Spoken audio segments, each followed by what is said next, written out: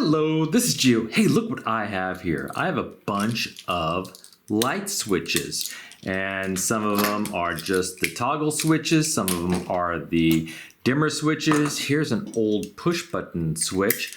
But now, if you're wanting to replace or install a light switch and you don't know if it actually works or not, let's say it's a really old switch that's been stored for a while and you just want to use it, it's not brand new. Well, how do you test these things out without actually attaching them to electricity? So you don't really want to connect old light switches that's been in storage for a while without testing them out first, because the electricity could burn things out, you could create fires, you could shock yourself, etc. So how do you test these things out? Well, what you'll need is a multimeter. Just like this. This is my old handy dandy Radio Shack multimeter, and what you want to look for is one that can read ohms or resistance. Also, continuity is also very helpful, but definitely get one that could measure ohms. And this is generally the symbol for the ohms, and this is the continuity. So those are the two you're looking for. And so let's just start with a standard just on-off switch. It's not a two-way, it's not a dimmer switch, it's just a standard light switch. Now, what you'll see is it has two little terminals, typically the same color, and it doesn't really matter the polarity. So whether it's a hot line or a neutral line, it doesn't really matter for light switches. It's just AC current back and forth. But you'll also see another little screw, typically on the other side of these two, which is the grounding lug here. And so this is where you would put your grounding wire. And so these would be your hot and neutral either, and you can just reverse them either way. And so the first thing you want to do is just continuity. So I just turned my multimeter to continuity setting. Here, it's showing it as open, but when I connect the leads like this, it'll make a little noise. And then you'll notice the display. Sometimes some multimeters have a light when there's continuity, but this just says basically these two wires are connected. And so with my multimeter set to continuity, I just want to take those two terminals on the side and just touch them together. So just one to one. Again, the polarity doesn't matter. And so we touch them and there's no sound because the light switch is off. You would expect that there's no continuity between these two lugs. And so let's go ahead and switch the light switch on. And there you go. There is continuity, and that's the first test to figure out, does this light switch actually turn on and off? But just because there's continuity between these two lugs doesn't mean that it's safe to use. What you are interested in knowing is what is the resistance when this light switch is on. If there's a really high resistance between these two lugs, you may not want to use it because it could, the unit could heat up and create a fire. And you could actually get continuity with when these light switches do have a fair amount of resistance. I think up to 25 ohms you can get some continuity.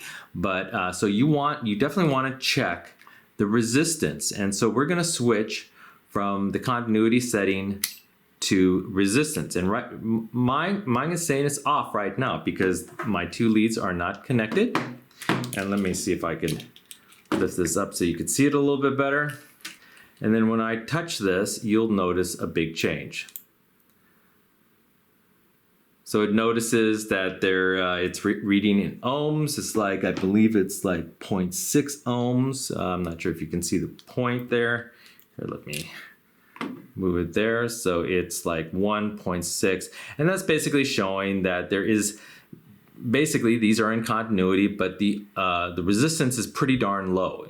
Anything below about 1 is pretty low continuity. So this is a pretty good conductor.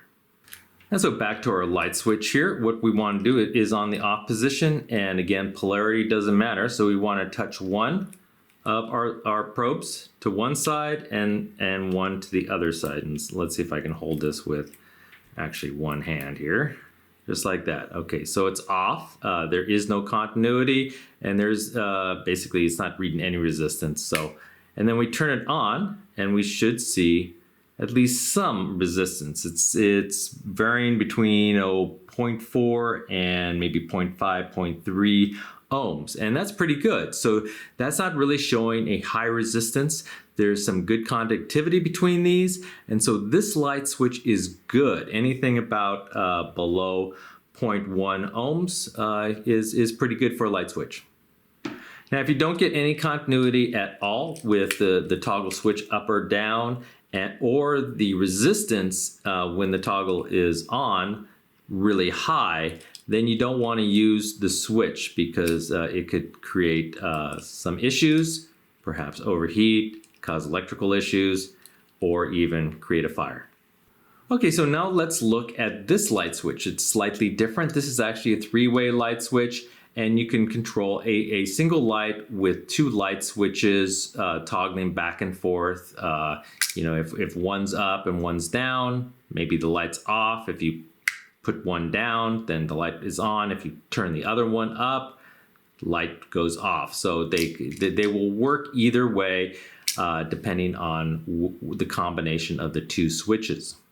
Now you'll notice with these ones actually have the two lugs on one side, typically different colors, and then there's a third on the other side. This is the grounding lug again. And the two top ones are the same color, basically representing like the neutral perhaps, and one's the hot end. So let's go ahead and reset it back to continuity to see what this does. So we're gonna just touch one of the terminals to this lug here, and then touch the other one here. And we are getting no sound. But when we switch the switch up, we get continuity. So we do get continuity with the switch up like that. But now if I switch to this one here, leaving this lead to the black one right there, I get nothing with that one. But when you hit it down, you get continuity. So basically, with the toggle switch down, this lug gets continuity. With the toggle switch up, the other one gets continuity. And then again, to test the resistance, you do it the same way with the single light switch. You just take one of your leads, touch it to the bottom black one, and then let's see, with this one up, this should show, let's put it down.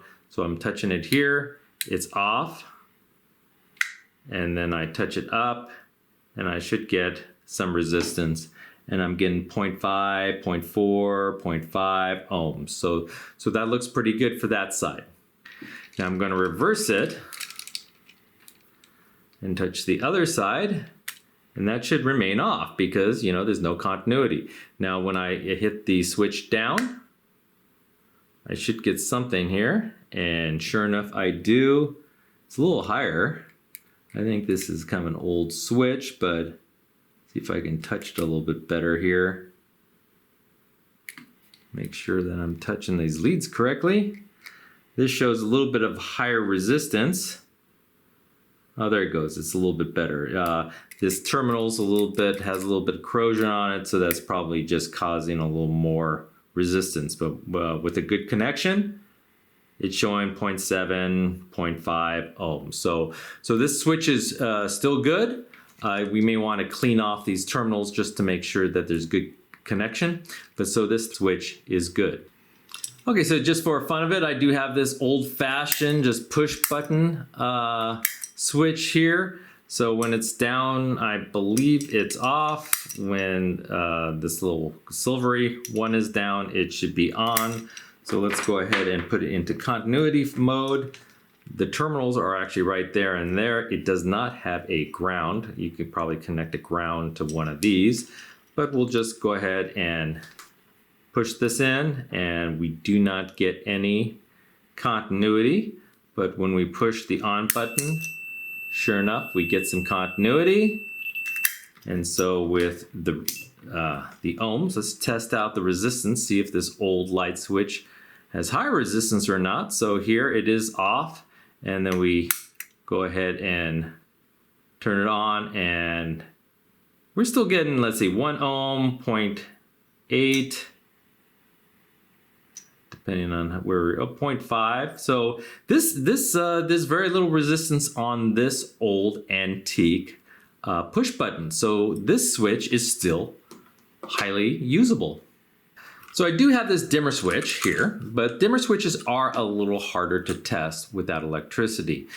Basically, they kind of work, they have a potentiometer inside of them, or kind of a modified one that when you turn this dial on and off, it creates, it allows either higher or lower voltage to go through the wires. You could also have an on and off switch like this, but again, it's hard to test even that without these wires connected to electricity.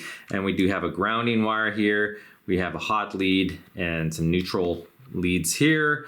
But when we connect them, and just for convenience, I use these little alligator clips connected to my leads here. So black one to black, red to red. And if I put it onto continuity, turn this all the way over, push the button, still open, turn it all the way, nothing happens, push it again, nothing happens. So the continuity, there's really no way to test the dimmer switch just with the continuity. Now I did switch it to the ohms to test resistance. Now it does have a change with resistance. The little push button is currently off, and it doesn't really matter how you turn it, it still remains off. Now when you push, let's move it all the way to the left here. Now when you push it, the button on, you should get some kind of very low, well, there we go.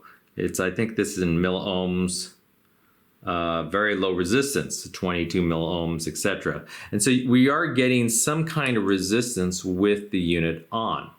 But when you turn this to a higher level, the ohms really don't change. So it really doesn't matter how you turn this thing. You get some low resistance, but it's off when it's off, and very low resistance when it's on. So basically the best way to test dimmer switches is actually connect them to electricity in a safe manner and see if the voltage actually increases or decreases, and when you push the button, the voltage would turn off. So, so that's really the only way. I recommend not using old used dimmer switches. If you're gonna install a dimmer switch, please buy a new one, and even maybe have an electrician install it or test it. So dimmer switches are a little bit different beastie. And so there you go. So go ahead and get a multimeter and test some of your old switches to make sure that they're good. And well, I hope you enjoyed this video, and if you did, please hit that like button at the bottom of the screen, and even consider subscribing to my channel. I have many more videos to come. Bye-bye.